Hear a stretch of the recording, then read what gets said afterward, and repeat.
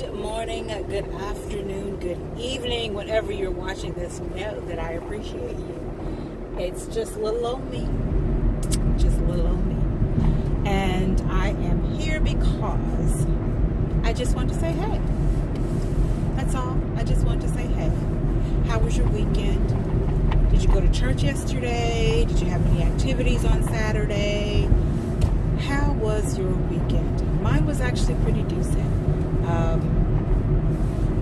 I don't recall what we did Saturday. I think we kind of just chilled, that I can recall. But yesterday we had some dinner guests, and I was a guest panelist on a speakers summit and had a ball doing that. And then I went live on Periscope talking about doing things afraid. So yesterday was really an active day, a busy day for me. And I was really very appreciative of that. And I'll probably go live again soon. I'm not sure if it'll be tonight or if it'll be right after I do this video. I don't know. But it felt good to go live and just put that thing that was in me out in the open so that others receive it. Something that I've noticed about people, and I think I've mentioned this before on a previous blog, but something that I noticed about people is that they won't post content if they don't have an audience. I noticed on Facebook, and yes, again, the breaks have yet to be fixed, and it's getting worse and worse, but hopefully soon. We do have 2 people in mind for fixing the breaks. We've communicated with these people. It's just a matter of everything lining up so that we can get them fixed.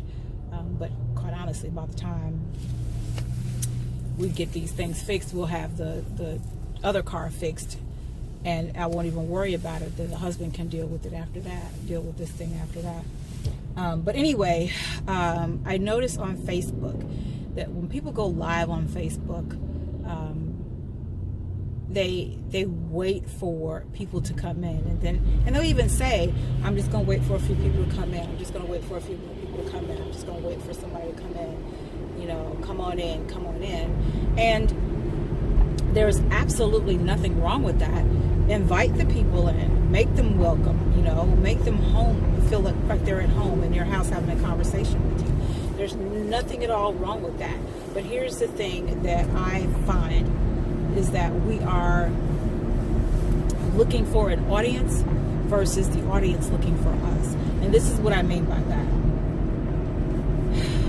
We want to deliver our message to a crowd of people. And there's nothing wrong with that.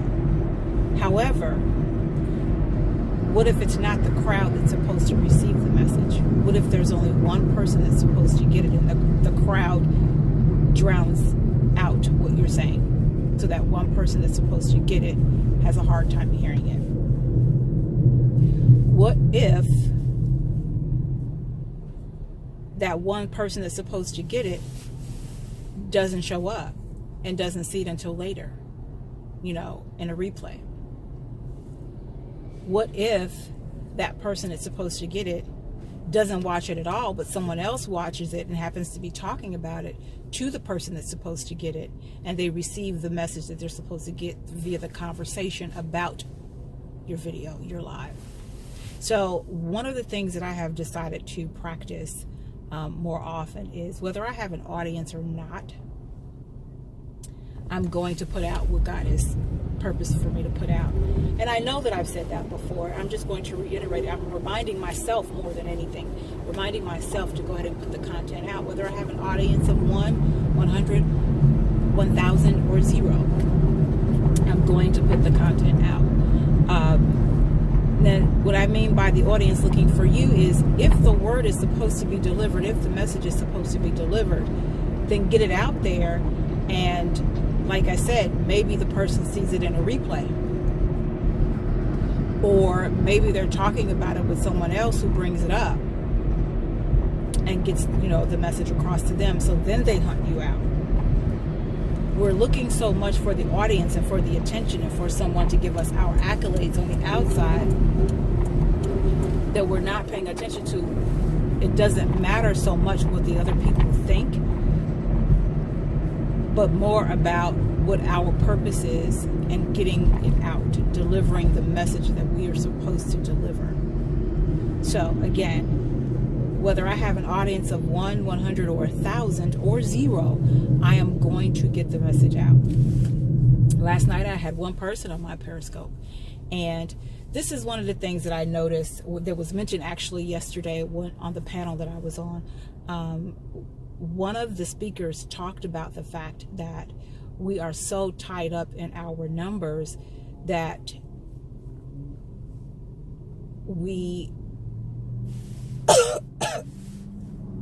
feel as if we're non-productive if we don't have a certain amount of numbers.